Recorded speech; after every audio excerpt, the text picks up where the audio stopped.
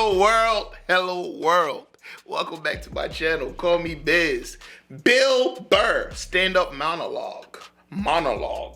SNL. Yo, after I seen the Louis C.K. stand-up monologue on SNL, I'm kind of curious to see how Bill Burr go about it, because Louis didn't care. He just went off. Like, he went off. I was surprised at the things he was saying. You know, this is national television, but shout out to SNL, man. SNL is usually trash. I ain't gonna, especially the new era. It's a garbage. But they did have a golden era, in my opinion, when it was Maya Rudolph, Christian Wiig, Bill Hader, the dude from We Are the Millers was a part of that crew. Kenan Thompson, of course, he was part of every crew.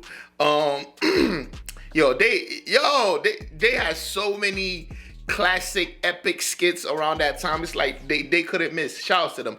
Anyways, look, if y'all want to see more of Bill Burr on this channel, let me know what's next. Also, don't forget to subscribe, leave a comment. No more ghost watching. Let's get it. Ladies and gentlemen, Bill Burr.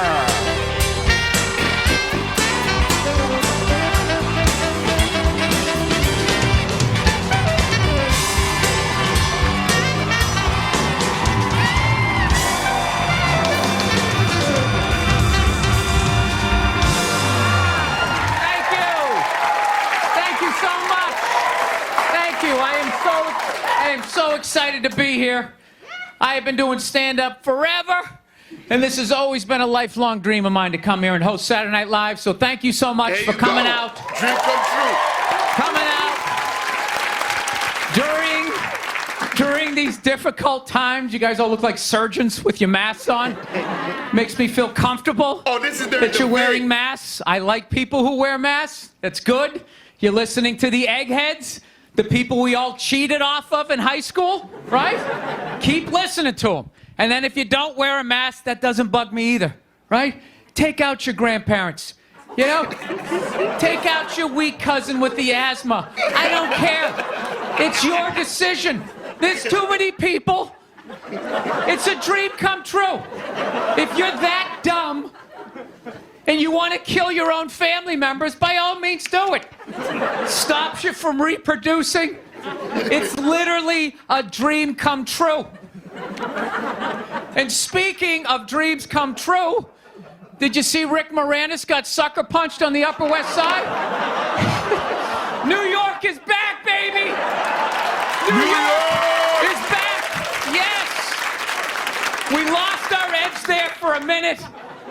City started looking like a giant Bed Bath & Beyond, and then bam! Oh, Ricky took one in the chops. It had to happen. That's what happens when you stick an M&M store in Times Square. All right? The universe has to balance itself. Get the peep shows back in Times Square. Old people can walk safely 40 blocks away. I don't know. I'll probably get canceled for doing that joke, you know? How stupid is that cancel thing? They're literally running out of people to cancel. They're going after dead people now. They're trying to cancel John Wayne. It's like, yeah, dude, God did that 40 years ago. They're all up in arms. They're like, did you hear what he said in that interview in Playboy in 1970? Damn, 1970. Can you believe that? It's like, yeah. He was born in 1907. That's what these people sounded like. You never talked to your grandparents and brought up the wrong subject, and all of a sudden it went off the rails. Like, oh, grandma. Just keep making the cookies. Yeah, you don't bring up race or religion with your grandparents. You keep it simple. Anyway, I don't know. I guess my grandparents are older. I don't know. Plowing ahead. Plowing ahead. Let's talk white women here, shall we? Let's talk white women. White women, you're amazing. Amazing, your accomplishments over the last few years. I gotta tell you, the way white women somehow hijack the woke movement, generals around the world should be analyzing this. Just to refresh your memory, the woke movement was supposed to be about people of color not getting opportunities, the at-bats that they deserved, finally making that happen. And it was about that for about 8 seconds. I have a And then theory somehow, about that too. white women swung their Gucci-booted feet over the fence of oppression and stuck Over the themselves fence of at the front of the line. I don't know how they did it. I've never heard so much complaining in my life from white women. My life is so hard with my SUV and my heated seats. You have no idea what it's like to be me. Trash and white guys. The nerve. Where's the camera? The nerve of you white women. Point out the camera, the nerve. Listen, I don't want to speak ill of my bitches here, okay? I know. Well, let's go back in history here, okay? You guys stood by us toxic white males through centuries of our crimes against humanity. You rolled around in the blood money. And occasionally, when you wanted to sneak off and hook up with a black dude, if you got caught, you said it wasn't consensual. Yeah, that's what you did. That's what you did. So why don't you shut up, sit down next to me, and take your talking to?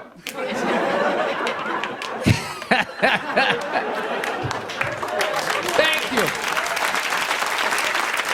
So, I haven't been in New York for about a year, you know. I was here last year. I was shooting a movie. Had a great time with Judd Apatow, Pete Davidson, and all the guys.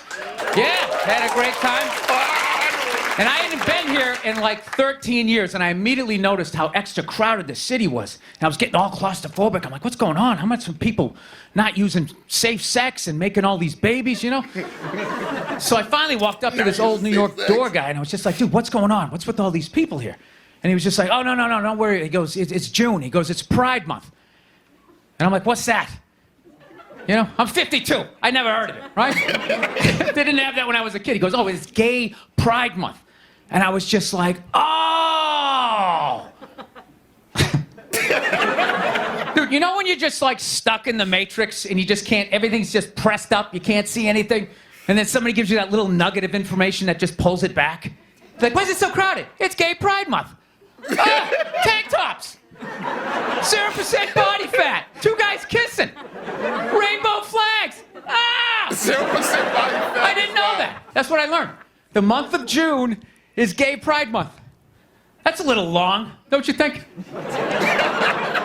For a group of people that were never enslaved. Yo, the crowd is so How did they get all of June? Dude, black people were actually enslaved. They get February. They get 28 days of overcast weather. Sun goes down at 4 in the afternoon. Everybody's shivering. Nobody wants to go on the parade. Look, yeah. How about you hook them up with July? These are equator people. Give them the sun for 31 days. These gay black people, they could celebrate from June 1st, June 31st, 61 days of celebrating.